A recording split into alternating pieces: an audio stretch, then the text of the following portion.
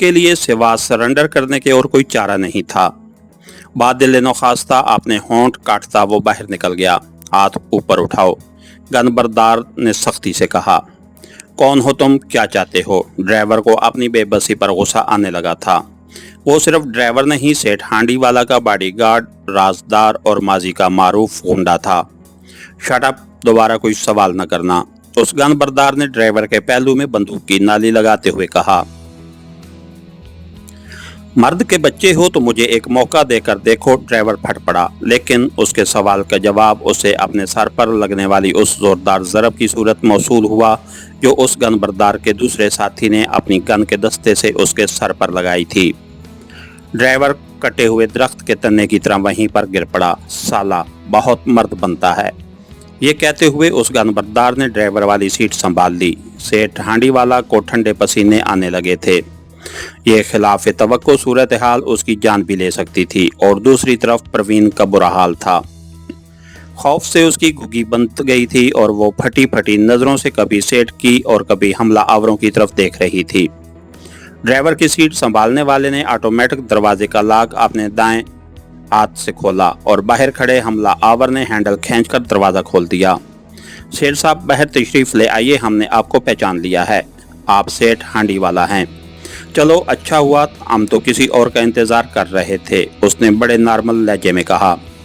सेठ ने कुछ हिचकिचाहट का मुजाहरा किया, लेकिन उसने खुले दरवाजे से सेठ का बाजू पकड़कर उसे झटके से बाहर निकलने पर मजबूर कर दिया।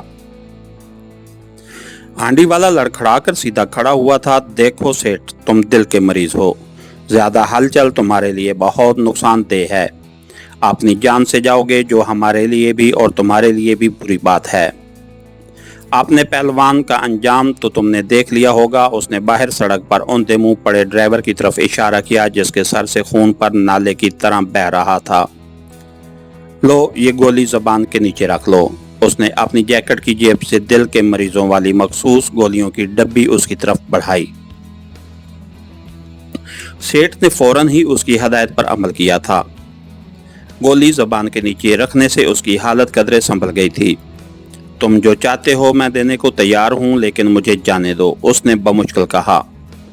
हम ऐसा ही करेंगे और उम्मीद है तुम भी ऐसा ही करोगे। चुपचाप हमारी हिदायत पर अमल करो और इस जीप में बैठ जाओ, गनबरदार ने कहा। हांडीवाला ने कुछ कहना चाहा, लेकिन दूसरे ही लम्हे कलाशनकोफ की ठंडी नाली उसकी गर्दन से चपक गई।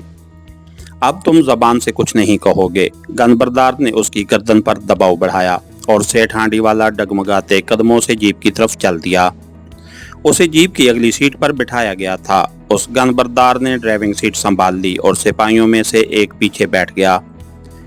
परवीन पर क्या गुजरी है, उसकी गाड़ी कहाँ गई, ड्राइवर का क्या बना, सेठ हांडीवाला को कुछ इल्म नहीं था। जैसे ही दोनों जीप में दाखिल हुए, इंजन स्टार्ट हुआ और जीप चल दी। बमुश्किल एक फरलांग दूर जाकर पिछली सीट पर बैठे सिपाही ने पानी की एक बोतल और फर्स्ट एड बॉक्स सेठ की तरफ बढ़ा दिया। इसमें तुम्हारे मतलब की तमाम गोलियां मौजूद हैं। अगर समझ ना आए तो मुझे बताना, मैं सिर्फ डाकू नहीं डॉक्टर भी हूँ। अगर कोई तकलीफ महसूस कर रहे हो तो खुद इस्तेमाल कर सकते हो। अपने औसान बहाल रखो, उसमें खैरियत है। सेठ, अगर जान ही चली गई तो क्या करोगे? क्या करोगे? इतनी दौलत और ये बदमाशियां, बाबा जान है तो जहान है। और सेठ हांडीवाला ने वाकई उसकी बात मान ली। उसने बॉक्स खोलकर सिपाही की टार्च से होने वाली रोशनी में उसमें से 2-3 गोलियों का इंतखाब किया और उन्हें पानी से निकल गया। उनमें एक ट्रैंक्विलाइजर भी था। 10-15 मिनट बाद सेठ को नींद आएगी, फिर वो वाकई सो गया। जीप कब तक चलती रही, कहाँ रुकी, कब रुकी, वो जीप से उस आरामदेह कमरे तक कैसे मुंतकिल हुआ, इन सवालात के जवाबात देने के लिए यहाँ कोई मौजूद नहीं था। जहाँ उसकी आंख खुली वो कमरा बहुत आरामदेह था। यहाँ ज़रूरत की हर शय सिवाय टेलीफोन के मौजूद थी।